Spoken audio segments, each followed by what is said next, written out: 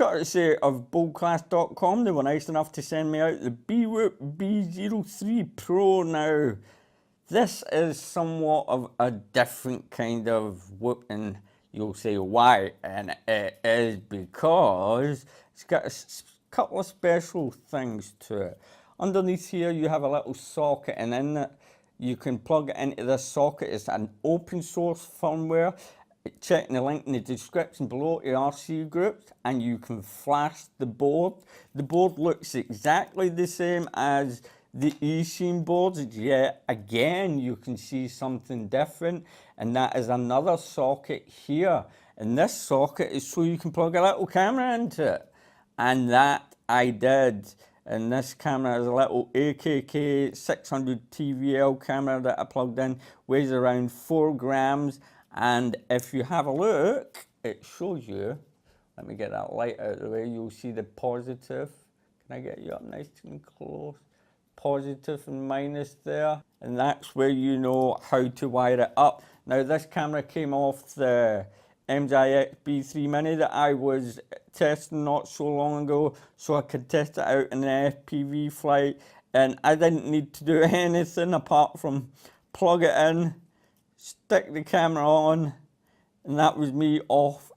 I went flying. But like I said, you don't have to do that. The Whoop itself comes with 3 batteries, and they are one cell 3.7 300 milliamp 35C LiPo batteries with an MCPX style plug, as you can see here, and they just slot. It just slots underneath here. I did find it a little bit difficult at first to slot it into the socket. It was a bit tight, so I had to open it up a little bit, but after that there was no problem whatsoever. Now you do get a USB charger with it, and it takes about 40 minutes, but the polarity in the battery is right, and you can plug it into your hobby grade charger if you have the right style of socket to hook it up. So there you get a USB charger with it, and you also get a spare set of props. They're grey and black for orientation, which is great. And let's get the other batteries out of the way, and obviously you get your transmitter. We'll go through that in a minute. And you get your manual. Now the manual's good. If you can read Chinese, that's great. If you can't read Chinese, you get English, and it tells you everything you need to know there in English as well. I think I forgot something here. The weight of the battery is 9 grams, the length of the battery is 32 millimeters, the width of the battery is 17 millimeters, and the thickness of the battery is 9 millimeters. And onto the main quad itself, it's a 65 millimeter quad from motor shaft to motor shaft, and the motors themselves are Stereo 615 plug and play motors, so when one burns out, then you've got another one you can plug it in. As far as I can remember right, you've got a front red LED light and a blue LED light at the back. The total weight of the quadcopter with the canopy is 21 grams, so all in all with the battery that comes to around 30 grams, give or take. These are all around about numbers within a millimeter or a gram. Now, like I said, it's open source, so you can flash it, which is amazing. So check out the description in the link below, and the camera itself. I'll also put a link in the description for that as well. The reception I got off this was really good, and it weighs in at 4 grams. And when it's on the quadcopter, including the battery, the total weight was 33 grams. Flight time with the camera on is 5 minutes. Flight time without the camera on is a total 7 minutes. So can you imagine that? You've got 3 batteries, you're going to get 15 minutes FPV flying experience, or you can get 21 minutes, I had to calculate that up real quickly in my head, 21 minutes of line of sight flying, and that's really, really good.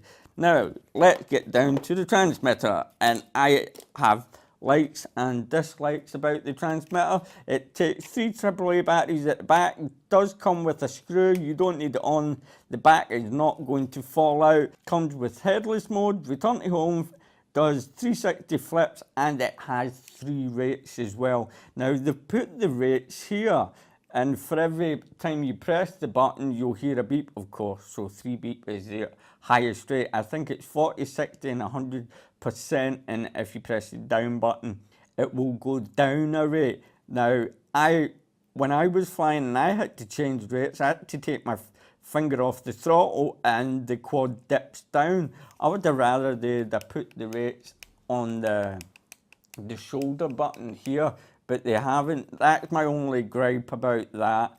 Apart from that, you might hear me say in the video when I'm flying that when you turn the quad in rate 3 it kind of twitches round. Well, it doesn't. It's the transmitter itself that does it. It's because it's not a real hobby grade transmitter. But I do like this transmitter. It's just a little bit bigger, and the tension on the throttle stick and the rudder is a lot better. So you have much more accuracy when you're flying with this little transmitter. I really like it compared to the E-Scene ones that are all loose. This one's not. It does have a bit of tension, so that's great. Like I said, you've got your up and down rate here. You've got your trim buttons on the other side. You have headless mode.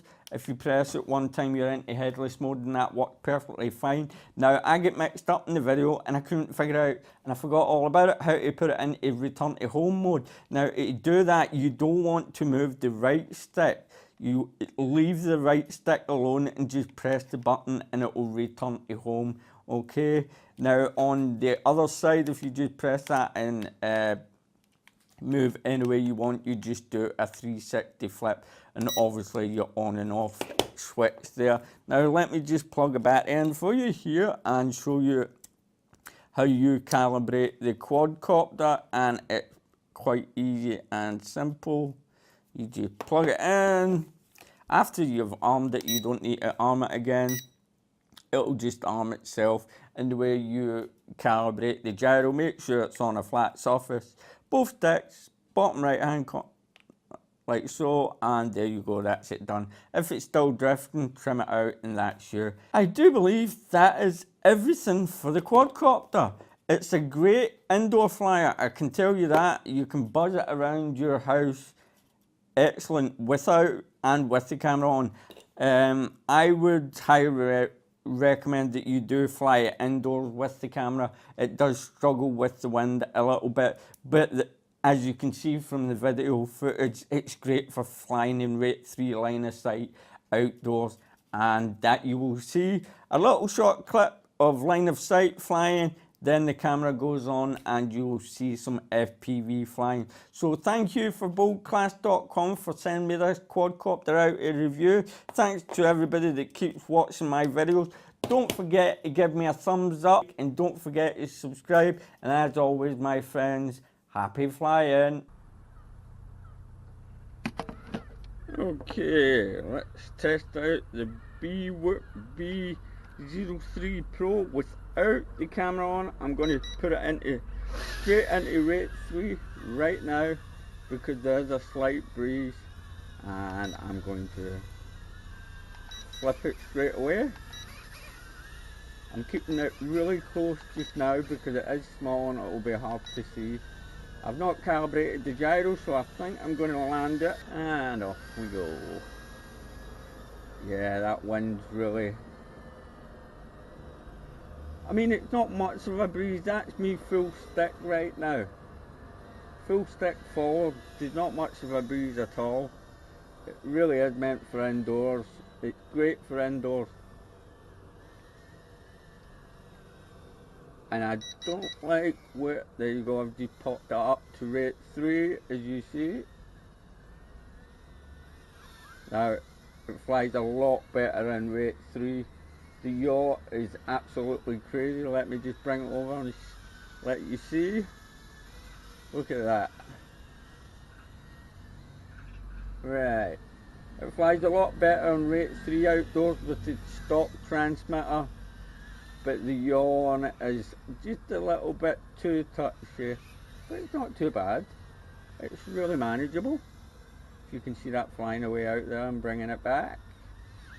Handles the wind a lot better. Come on, over this way. Thank you very much.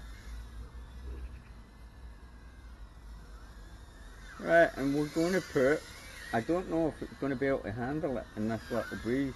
We're going to put a little camera on it and see how it fares there. Do some funnels, check that out. Come back to me please, over here. Thank you very much. Let's try that again. Yeah, in rate 3 it's more than flyable outside in a little breeze.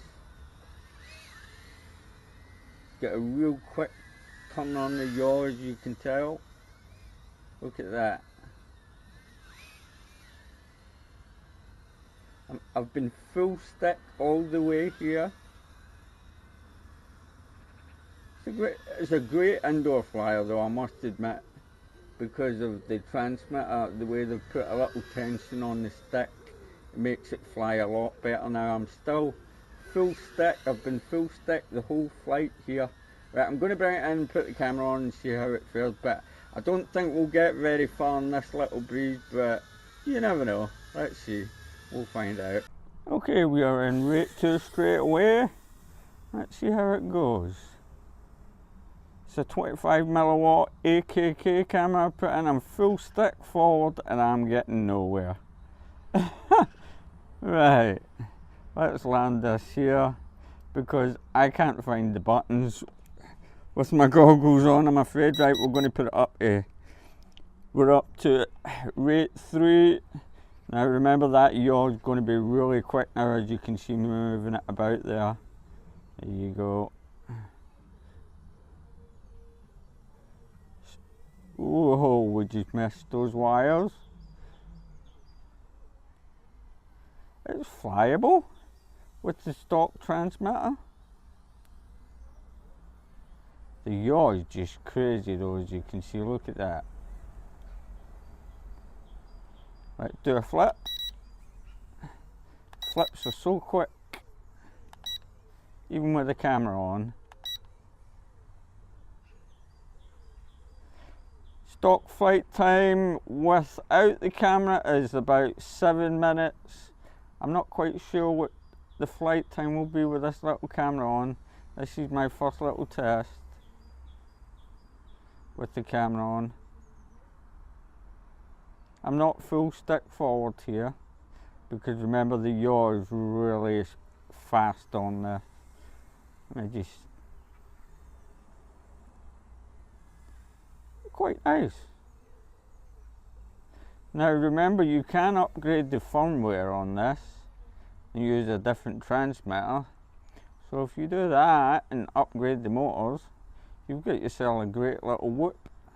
And it is a great little whoop in stock, even without the camera, just flying it in-house. I actually get bored flying it because the batteries were lasting too long. Could you imagine that? Yeah, you wouldn't believe that.